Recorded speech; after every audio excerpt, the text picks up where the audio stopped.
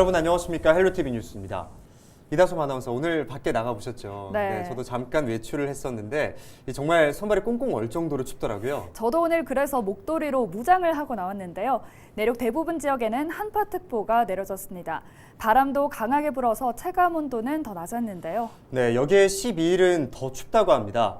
아침 기온이 영하 15도 아래로 떨어지는 곳도 있겠는데요.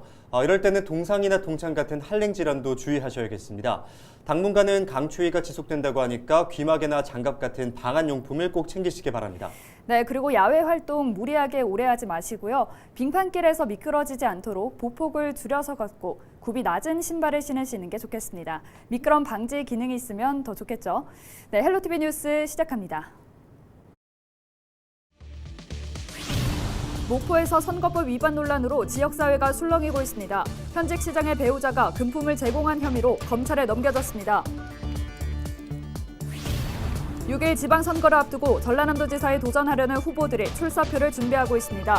전라남도지사 선거에 나설 후보들을 살펴봤습니다. 광양시가 3차 재난지원금을 지급하기로 최종 결정했습니다. 이번 지원금은 전통시장에서도 사용할 수 있게 온누리 상품권도 일부 포함됐습니다. 전남 서남권 코로나19 확진자가 잇따르고 있습니다. 10일 기준 발생한 86명 가운데 목포가 33명으로 가장 많았고 오미크론의 영향으로 확산세가 계속되고 있습니다.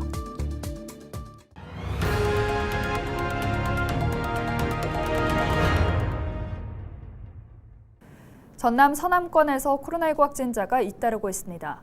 10일 기준 발생한 86명 가운데 목포가 33명으로 가장 많았고 오미크론의 영향으로 확산세가 계속되고 있습니다. 최근 열흘 동안 목포 확진자는 275명, 무한 확진자는 84명으로 모두 359명이 발생하면서 확산을 막기 위한 노력이 계속되고 있습니다. 전라남도는 전파력이 강한 오미크론이 역학조사의 속도를 훨씬 앞서고 있어 진단검사로 막기 어렵다며 선제적 검사에 참여해 줄 것을 당부했습니다. 목포시가 코로나19 확진자를 치료하기 위한 공간 확보에 나섰습니다. 목포시는 현재까지 확보한 병상은 262개 가운데 100여 개는 여유가 있는 상태지만 증가세가 장기화될 경우에 대비해 목포시 청소년 수련원에 재택치료시설을 구축하기로 했습니다. 지난 10일까지 집계된 목포시의 코로나19 확진자는 모두 857명으로 올해 들어서만 275명이 확진 판정을 받았습니다. 네, 오는 6월 지방선거를 앞두고 목포에서는 선거법 위반 논란 때문에 지역사회가 술렁이고 있습니다. 현재 목포시장의 배우자가 금품을 제공한 혐의로 검찰에 넘겨졌기 때문인데요. 배우자 측은 자신을 음해하기 위해 철저하게 기획한 사건이라며 억울함을 호소하고 있습니다. 치열한 법정 공방이 예상되는데요. 보도에 고정민 기자입니다. 지난해 말 목포시 선거관리위원회에 선거법 위반 혐의에 대한 신고가 접수됐습니다. 한 여성이 현직 목포시장의 배우자에게 6월에 있을 지방선거를 도와달란 명목으로 금품을 받았다는 겁니다. 이 여성이 주장하는 금품의 규모는 현금 100만 원과 90만 원어치의 새우 15상자. 선관위는 선거운동에 대한 대가와 기부 행위로 간주하고 시장의 배우자와 관계자 2명을 검찰에 고발했습니다. 신고한 여성에겐 포상금 1,300만 원 지급을 확정했습니다. 현금 100만 원, 새우 90만 원. 이 자체가 위반이잖아요. 포장국 심의위원회 열어서.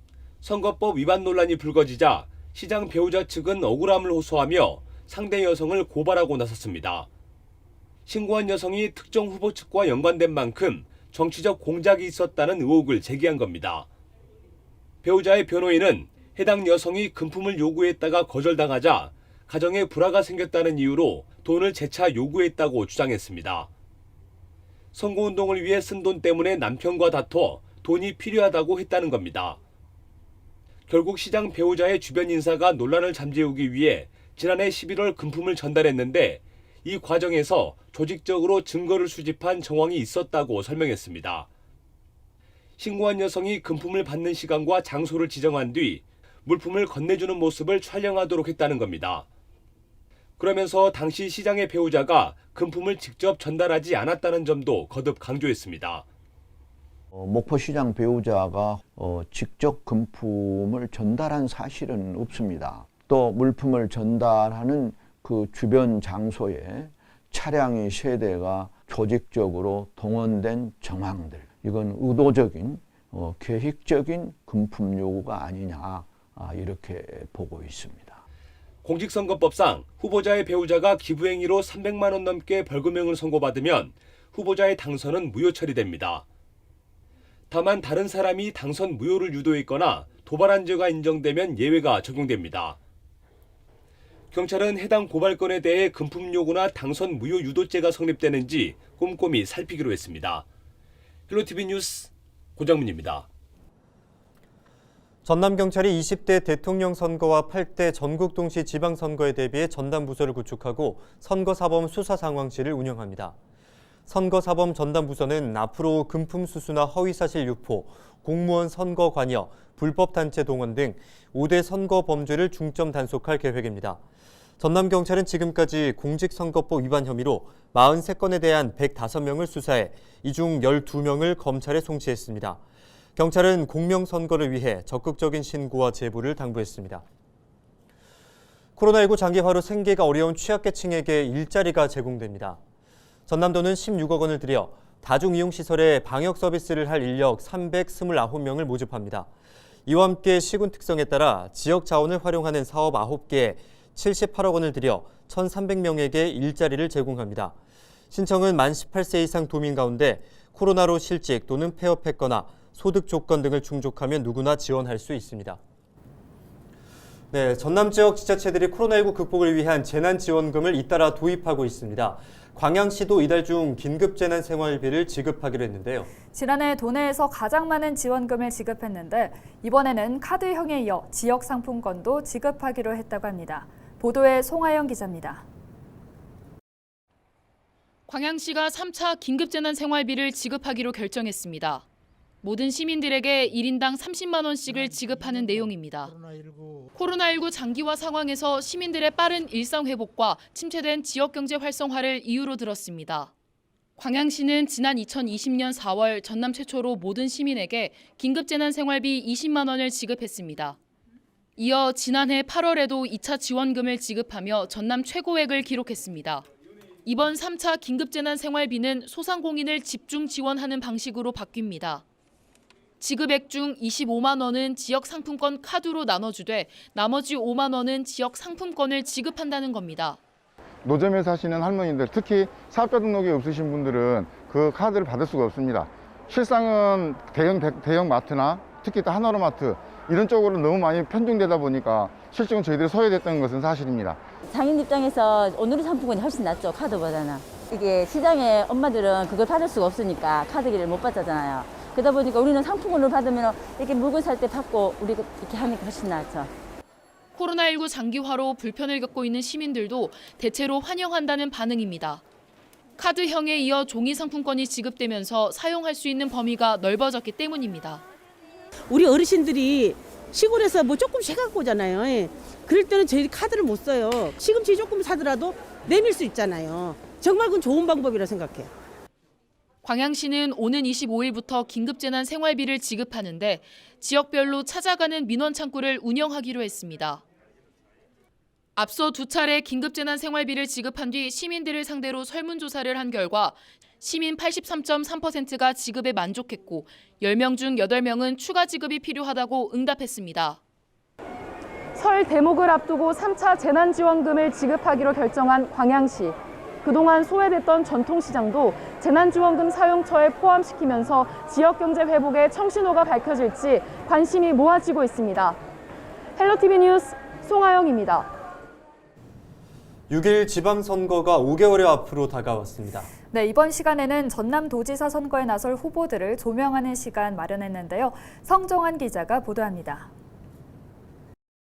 과거 전남지사 선거는 더불어민주당 공천을 받은 후보들이 이변 없이 당선됐습니다. 6월 1일 치러지는 선거는 김명록 지사의 재선 도전이 확실한 가운데 현역 국회의원들의 도전이 예상됩니다. 김 지사는 신재생에너지와 한전공대 특별법 등 주요 현안을 해결해 긍정적인 평가를 받고 있습니다. 김 지사의 대항마로 전남 유일의 3선 이계호 의원의 출마 가능성이 꾸준히 제기되고 있습니다. 이 의원은 중도에 접었던 4년 전 선거와 달리 이번에는 출마의 무게가 실리고 있습니다. 이와 함께 서삼석 의원과 김승남 의원, 신정훈 의원도 후보로 거론되고 있습니다. 전남 동북권에서는 주철현 의원이 동북권 유력 후보가 될 수 있다는 분석이 나오고 있습니다. 후보군에 포함된 의원들은 모두 대선 승리가 우선이라며 구체적인 입장 발표는 미루고 있습니다. 야당 후보들은 일찌감치 출마를 공식화하고 도민 접촉을 늘려가고 있습니다. 국민의힘에서는 김화진 전남도당위원장이 출마 의사를 밝혔습니다. 진보당에서는 공무원노조 전남본부장 등을 지낸 민정기 후보가 출마를 선언하고 현안에 대해 꾸준히 목소리를 내고 있습니다. 정의당에서는 이달 안에 후보를 확정하고 본격적으로 경쟁에 나설 것으로 알려졌습니다. 대통령 선거 이슈가 쏟아지면서 지방선거는 관심을 받지 못하고 있지만 후보들의 물밑 작업이 계속되는 만큼 유권자들의 관심도 요구되고 있습니다. 전남의 유권자들은 도지사 후보들이 미래 성장 동력, 지역 소멸 지역 증가에 대한 대책, 지역 균형 발전 등의 주요 공약을 준비했는지 살펴봐야 할 시기라고 생각합니다. 올해 지방선거는 오는 3월 대선 결과에 따라 변수가 발생할 것으로 전망됩니다. 전문가들은 후보들이 의정활동 또는 행정수행에서 어떤 성과를 냈는지 관심이 필요하다고 당부했습니다. 헬로티비 뉴스 성정환입니다.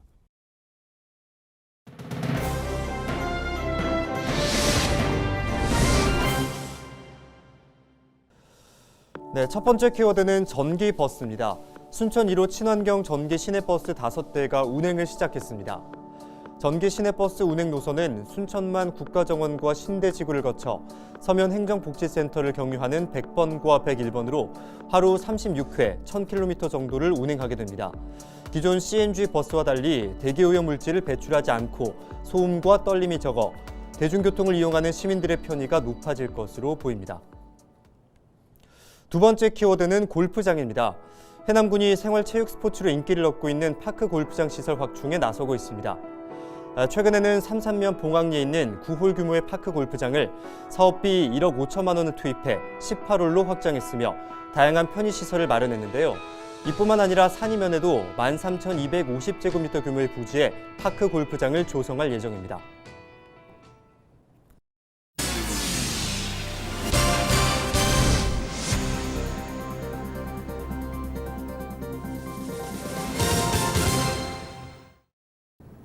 (11일) 새벽 순천 덕월동의 한 비닐하우스에서 화재가 발생했습니다.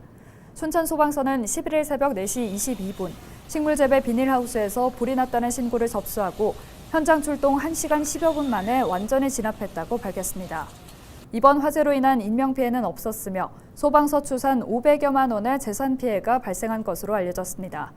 소방당국은 쓰레기를 소각하던 중 불티가 날려 화재가 난 것으로 추정하고 정확한 원인을 조사하고 있습니다. 지난해 전남에서 발생한 화재에 따른 인명과 재산 피해가 모두 감소한 것으로 나타났습니다. 전남소방본부가 2021년 소방활동 통계 자료를 분석한 결과 신고 접수는 전년보다 3.4% 증가한 57만 6천여 건으로 집계됐습니다. 화재 건수는 2,500여 건으로 전년과 비슷했는데 인명피해는 120명에서 86명으로 28% 감소했습니다. 재산 피해는 291억 원에서 210억 원으로 28% 줄었습니다. 소방본부는 이 같은 결과에 대해 예방활동을 강화해 대형 화재가 발생하지 않았고 공장과 창고 등 산업시설 피해가 줄었기 때문으로 분석했습니다. 해남군이 법정스님 마을도서관을 임시 개관했습니다. 마을도서관은 법정스님의 무소유 철학을 반영해 서책 14권과 찻잔 1점, 사진 2점 등이 전시돼 있습니다. 또한 관광객들에게 법정스님의 사상과 전시품 설명을 위해 문화관광해설사를 배치해 운영하고 있습니다. 해남군은 문내면 출신인 법정스님을 기리기 위해 마을도서관과 포토존, 조망대 등을 조성했습니다. 이상으로 뉴스를 마칩니다. 저희는 언제나 지영민과 함께하겠습니다. 시청해주신 여러분 고맙습니다.